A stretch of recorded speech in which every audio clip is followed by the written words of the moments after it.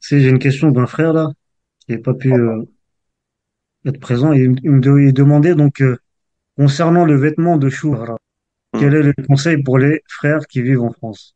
Le vêtement de shuhra, c'est le vêtement par lequel on veut se faire remarquer.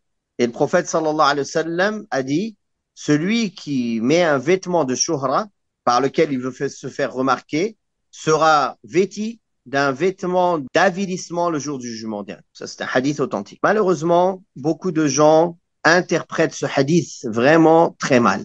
La shuhra, le vêtement de shuhra, est le vêtement par lequel on veut se différencier du reste des musulmans pieux. Par exemple, en Arabie, dans les pays du Golfe, toutes les femmes portent du noir. Une femme, elle vient, elle porte du blanc. Ce sera un vêtement de shuhra. Dans les pays du Maghreb, auparavant, les femmes, quand elles mettaient le haïk, le sifsari, c'est un espèce de vêtement qui cache tout, on voit qu'un œil, elles portaient toutes des vêtements qui étaient blancs, cassés. Si une femme au milieu d'eux vient s'habiller en noir, ce sera un vêtement de shuhra. On va la faire différemment pour les hommes. Au Pakistan, ils ont un vêtement islamique propre aux Pakistanais qu'ils habillent d'une manière. Si quelqu'un vient au Pakistan et s'habille comme un Marocain, avec le bernos marocain, ce sera un vêtement de shuhra. Parce qu'il se sera différencié de l'habit islamique des musulmans de sa contrée, de sa région, de son pays. Cette règle ne rentre pas du tout en jeu avec les mécréants. C'est-à-dire dire ah les musulmans qui s'habillent en qamis c'est un vêtement de shuhra en France. C'est faux. Celui qui dit ça, il n'a rien compris à ce hadith. Ce hadith parle du fait de se différencier des musulmans pieux. Si par exemple dans un pays musulman, les gens ont perdu l'habitude des gens pieux de leur époque, qui s'habillent comme les occidentaux. On ne dit pas que le vêtement musulman de ce pays, c'est les vêtements occidentaux. On regarde les gens pieux, les gens pratiquants, les gens de la sunna de ce pays, comment ils s'habillent. Et on s'habille comme eux. Barakallahu fikum. Maintenant, en France, c'est différent pour plusieurs raisons. Premièrement, il y a des musulmans de plusieurs origines. Donc, il y a tout type d'habits islamiques en France. Il y a l'habit saoudien, il y a l'habit pakistanais, il y a l'habit afghan, il y a l'habit marocain, il y a l'habit algérien, il y a tout. Tout est mélangé.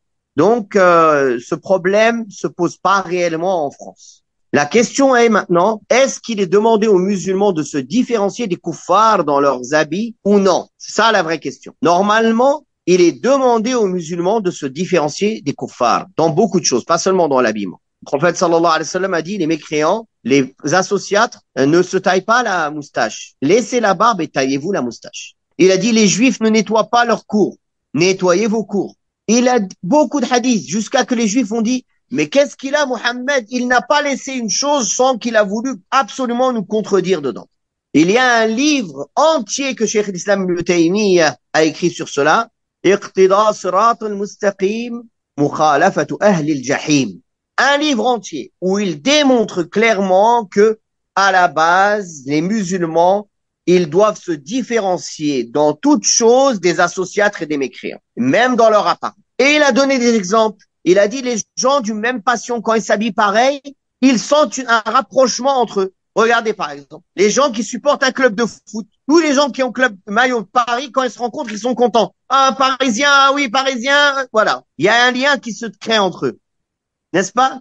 Pareil, pour quoi que ce soit d'autre, les gens d'un même métier. Ah, t'es taxi, ah, on est tous taxi, hop, les taxis, ça y est, il y a des liens qui se créent entre eux. L'apparence extérieure pousse à une attirance intérieure. Plus on ressemble aux koufars, et plus on est attiré vers eux, et plus on prend de leurs mauvaises habitudes. Et plus on ressemble aux croyants musulmans pieux, et plus on s'attire entre nous et on se reconnaît entre nous, et plus les bonnes qualités des musulmans croyants pieux s'imprègnent en nous. Pourquoi la hijra, elle est légiférée, si ce n'est pour cela? Mais il peut y avoir des exceptions à cette règle. D'abord, il faut comprendre cette règle. C'est-à-dire, la base, c'est de se différencier des koufars. Ça, c'est la base. Mais si pour un besoin, pour une nécessité, pour un intérêt plus grand, on met des vêtements comme les leurs, mais qui respectent les règles de l'islam, c'est permis. Parfois, ça peut même être recommandé. Si on craint, par exemple, leur mal, si on s'habille d'une certaine manière, on craint de se faire agresser, par exemple. Alors, c'est permis tant que cela respecte les règles de l'islam.